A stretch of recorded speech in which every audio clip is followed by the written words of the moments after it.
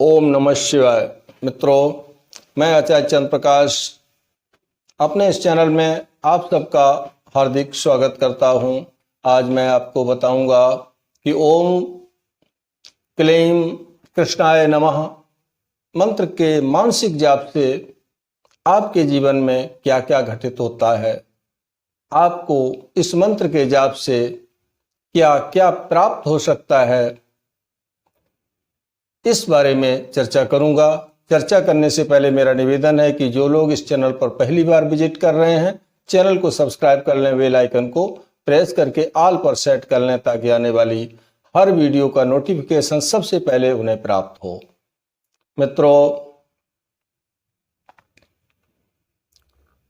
ओम क्लीं कृष्णाय नमः मंत्र आकर्षण, वशीकरण, सम्मोहन और चुंबकीय शक्ति के लिए प्रसिद्ध मंत्र है। इसकी चुंबकीय शक्ति बहुत तीव्र स्तर की होती है। इस मंत्र में माता दुर्गा, कामदेव और भगवान श्री कृष्ण की शक्ति समाई हुई है। वैसे यह मंत्र भगवान शिव को, भगवान श्री कृष्ण को पूर्ण रूप से समर्पित है। इस मंत्र का जाप करने से हमारे जीवन में एक नई क्रांति आ सकती है। आपकी जानकारी के लिए बता दें कि मैंने मानसिक जप के बारे में कहा है, तो जाप कितने प्रकार का होता है, आइए पहले इसको समझ लेते हैं। जाप 3 प्रकार का होता है। वाचिक जप, जिसे बोल करके किया जाता है। मानसिक जप, वो उपांशु जप, जिसमें जिह्वा और होठ चलते रहते हैं, आवाज इतनी कम होती है कि पास में बैठा हुआ व्यक्ति भी इसे सुन नहीं पाता। तीसरी प्रकार का जप जो है वो मानसिक जप होता है।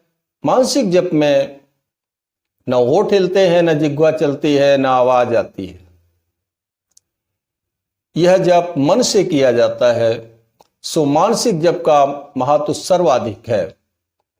वाचिक जप से 100 गुना अधिक फायदा उपांशु जप देता है और उपांशु जप से 100 गुना अधिक फायदा मानसिक जप देता है। मानसिक जप में एक विशेषता यह भी होती है कि इसे किसी भी समय, कहीं भी, कभी भी किया जा सकता है। इसके लिए कोई भी विधि निषेध लागू नहीं है।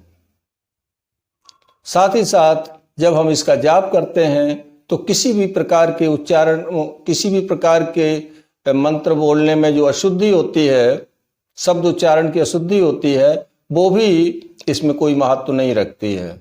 वैसे मानसिक जप हमेशा, यदि अच्छा लाभ प्राप्त करना चाहते हैं तो शुद्ध ही मन में बोलना चाहिए, क्योंकि ये मानसिक स्तर पर होता है।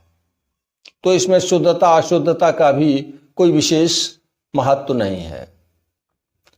मानसिक जप करने से एकाग्रता जल्दी आती है, और जब एकाग्रता आती है तो ध्यान टिकता है, और जब ध्यान टिकता है तो ध्यान को आज्ञा चक्र पर, यह स्थान जो होता है वो आज्ञा चक्र का स्थान है। यहाँ पर हमें अपने मन को टिकाना पड़ता है, अपने ध्यान को यहाँ पर टिकाना पड़ता है, जिसे हम आज्ञा चक्र कहते हैं, शिव नेत्र कहते हैं, तृतीय नेत्र कहते हैं, थर्ड आई कहते हैं। इसे कई एक नामों से पुकारा जाता है। यही हमारे पूरे शरीर का कमांडर चक्र है। तो इस कमांडर चक्र पर जब हम ध्यान करते हैं तो इससे हमारी ऊर्जा में तीव्र स्तर पर बढ़ोतरी होती है, और हमारा जो प्रभामंडल है, जो हमारा ओरा है, जिसको ओरा बोलते हैं, विस्तृत होता चला जाता है, जिसके कारण हमारे अंदर चुंबकीय शक्ति अत्यधिक मात्रा में बढ़ जाती है। आकर्षण और सम्मोहन करने की शक्ति बहुत अधिक बढ़ जाती है। इस शक्ति के बढ़ने से हमें सबसे बड़ा लाभ ये होता है कि हम किसी भी वस्तु, व्यक्ति का आकर्षण करना चाहें किसी देवता का आकर्षण करना चाहें तो वो आकर्षण भी बहुत ही कम समय में हो जाता है। इस मंत्र का जाप करने से धन का आकर्षण किया जा सकता है, कर्ज से छुटकारा पाया जा सकता है, वैवाहिक संबंधों में जो अड़चनें आ रही हैं उन्हें दूर किया जा सकता है। ये मंत्र प्रेमी को प्रेमिका से मिलवाने के लिए, प्रेमिका को प्रेमी से मिलवाने के लिए बहुत ही शीघ्र काम करता है।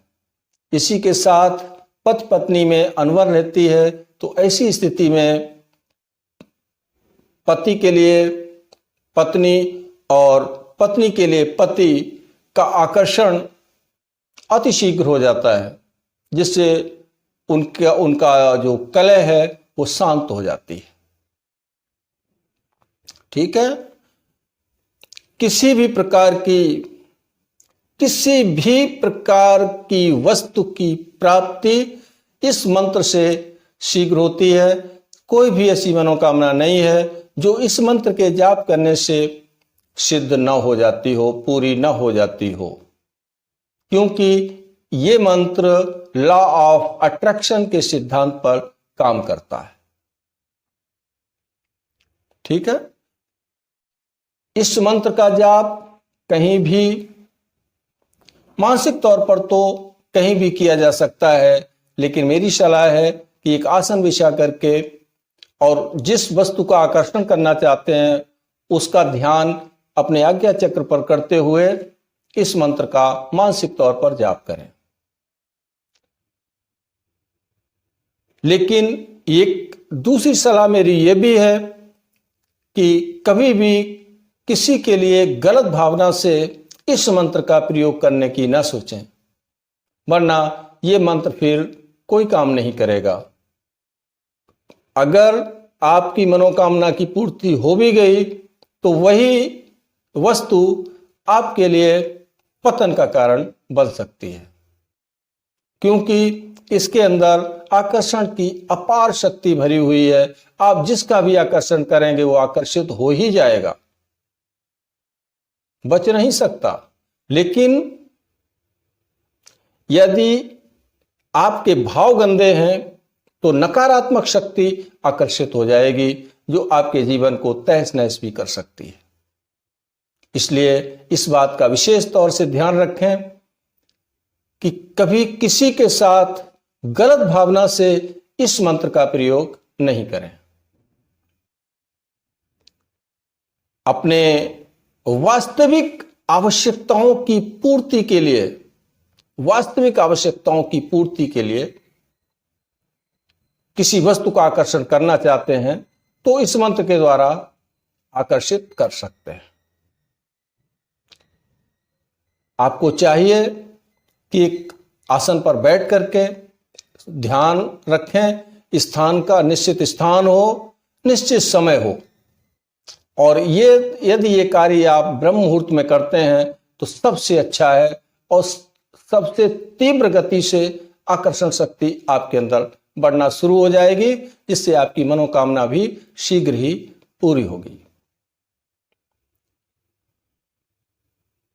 वैसे इस मंत्र का कोई भी साइड इफेक्ट नहीं होता है, क्योंकि देवता कभी किसी का बुरा नहीं चाहते। लेकिन यदि आपकी भावना गलत है तो वो वस्तु ही आपके पतन का कारण बन जाएगी। देवता कभी किसी का अनिष्ट नहीं करते। इस बात को ध्यान रखते हुए आप साधना करें। भगवान शिव से प्रार्थना है, भगवान श्री कृष्ण से प्रार्थना है कि वो आपकी मनोकामना को शीघ्र पूरा करें। वीडियो देखने के लिए हम आपका धन्यवाद करते हैं। वीडियो अगर पसंद आया हो तो इसे लाइक करें, मित्रों में शेयर करें। इसी के साथ आपसे इजाजत लेता हूं। मिलूंगा अगले वीडियो में नई जानकारी के साथ।